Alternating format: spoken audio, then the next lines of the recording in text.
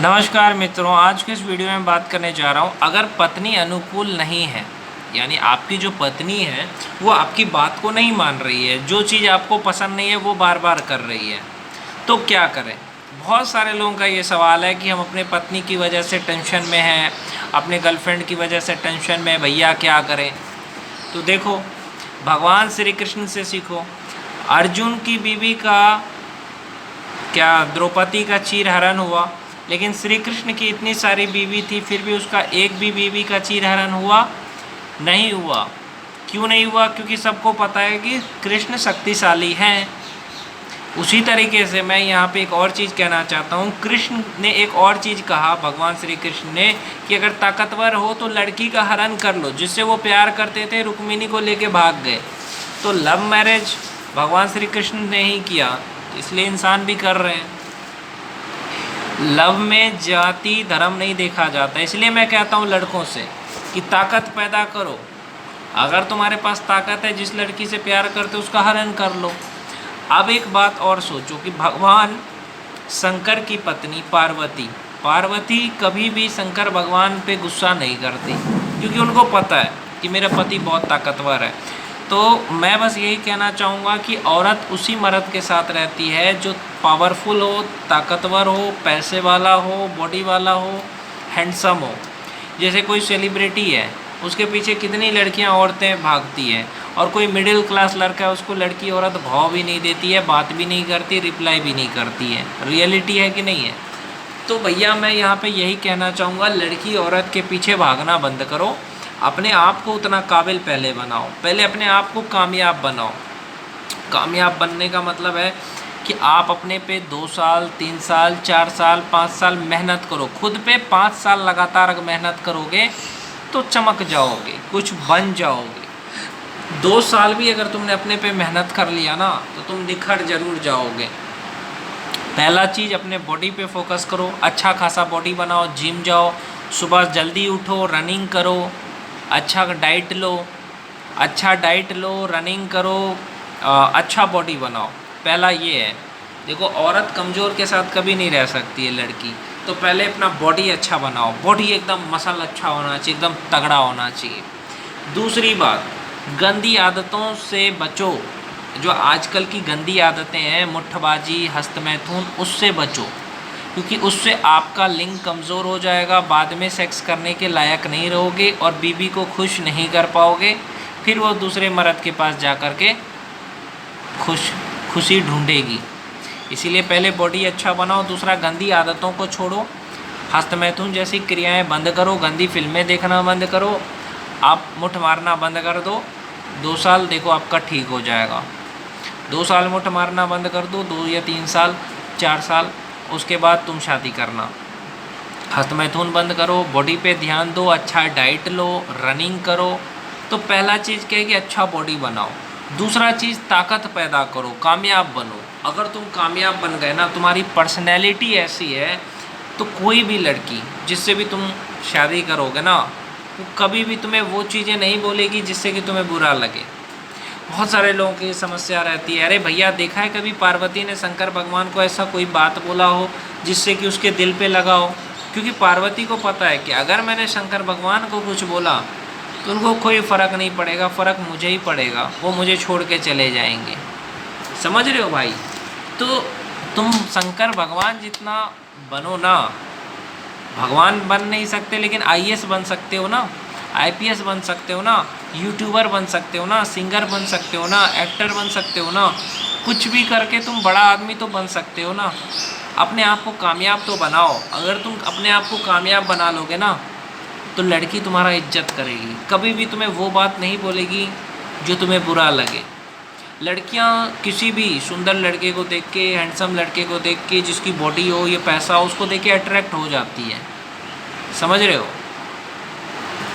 तो तुम अपने आप को बहुत बड़ा आदमी बनाओ। दूसरा शर्त ये है। और अगर बहुत सारे लोग कहते हैं कि तुम कमज़ोर हो, तुम्हारी बीवी वही बात बोले जो तुम्हारे दिल पे लगे, तो क्या कर सकते हो? बहुत सारे लोगों का यही मेन प्रश्न होता है कि हमारी पत्नी जो है हमें बार बार वही चीज़ बोलती है जो हमारे दिल पे चोट लगता है। तो कहीं ना कहीं आपने भी उसके साथ ऐसा किया हो, आपने भी कुछ ऐसा बोला हो जिससे कि उसे बुरा लगा हो, आप वो काम करना बंद कर दो। जो उसे बुरा लगता है वो बोलना बंद कर दो, वो करना बंद कर दो। देखो वो खुद ही ठीक हो जाएगी। जैसे उसे कोई बात पसंद नहीं है तो आप वो चीज़ मत करो, या उसे वो कोई बात है जो उसे बुरा लगता है तो वो मत बोलो। जब तुम नहीं करोगे ऐसा तो तुम्हें वो भी वैसा नहीं करेगी। और सीधे लोगों को तो भाई वाइफ बहुत टॉर्चर करती है, ये बात भी सच है कि अगर तुम सीधे हो, अच्छे हो, तो तुम्हारी बीवी तुम्हें हमेशा मजाक मस्ती करते रहेगी, परेशान करते रहेगी। हर आदमी सोचता है कि मैं शादी करूंगा, मेरी बीवी ऐसा होगा जो मेरा हर बात मानेगा, मुझे समझेगा, मुझे सपोर्ट करेगा, कोई भी ऐसा बात नहीं बोलेगा जो मेरे दिल पे लगे। अगर मुझे मजाक नहीं पसंद तो मजाक नहीं करेगा, अगर मुझे सेक्स नहीं पसंद है तो सेक्स नहीं करेगा। हर कोई यही चाहता है कि मेरे को ऐसा बीवी मिले जो मैं बोलूँ वो करे, जो मैं बोलूँ ये खाना खाना है तो वही खाना बने, मैं बोलूँ जैसा उसको वैसा रहे, किसी से बात ना करे, किसी लड़के की तरफ ना देखे, किसी और की बात ना करे। पर ऐसा पॉसिबल नहीं है, समझे। कोई भी यहाँ पे सती सावित्री नहीं मिलने वाली है। तो पहले ही मैं लड़कों को कहता हूँ ब्रह्मचर्य का पालन करो। अगर नहीं हो रहा है ना ब्रह्मचर्य का पालन तो ऐसी लड़की मिलना मुश्किल है। तो भैया ऐसा कोई ना कोई बात वो तुम्हें बोल देगी जिससे कि तुम्हें बुरा लग सकता है और लगेगा। इसलिए कहता हूँ कि कभी भी बीवी के बात का दिल पे बुरा मत मानो।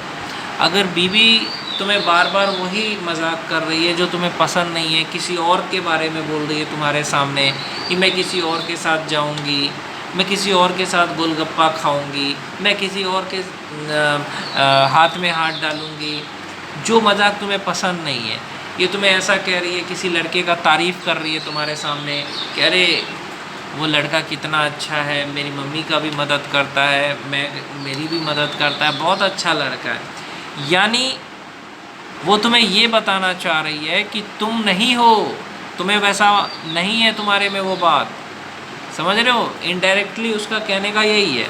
जैसे कोई औरत तुम्हें ये कह रही है, तुम्हारी वाइफ ये कह रही है कि अरे वो तो 4,000 रुपये दिन का कमाता है, यानी महीने का 2 लाख रुपए कमाता है। वो क्या कहना चाहती है कि तुम 2 लाख नहीं कमाते, समझ रहे हो। तो वो चीज़ें तुम्हें वो नहीं कहेगी, वो डायरेक्ट नहीं बोल सकती, इसलिए वो घुमा करके तुम्हें नीचा दिखाएगी, समझे।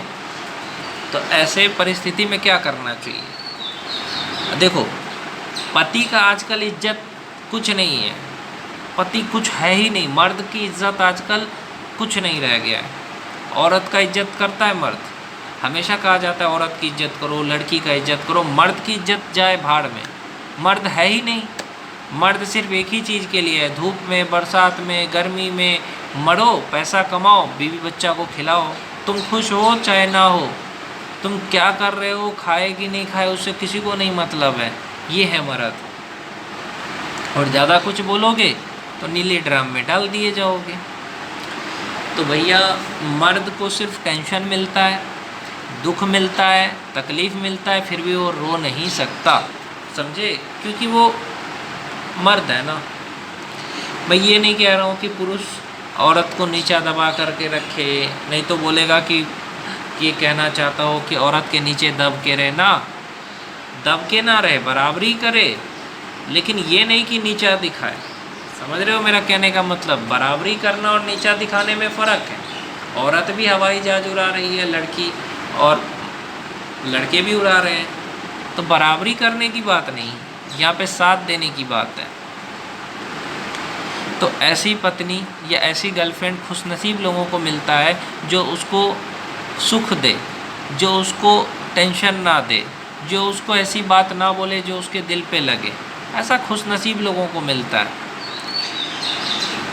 और एक बात देखो, अगर तुम्हें बार बार तुम्हारी वाइफ तुम्हें मजाक कर रही है, ताने दे रही है, परेशान कर रही है, तो बुरा मत मानो।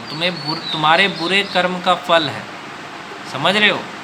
आपने जितने भी बुरे कर्म किए हैं ना, वही बुरे कर्म का फल ये होता है कि कोई आपका अपमान कर देगा, आपकी वाइफ आपके साथ वही मजाक करेगी जो आपको पसंद नहीं है।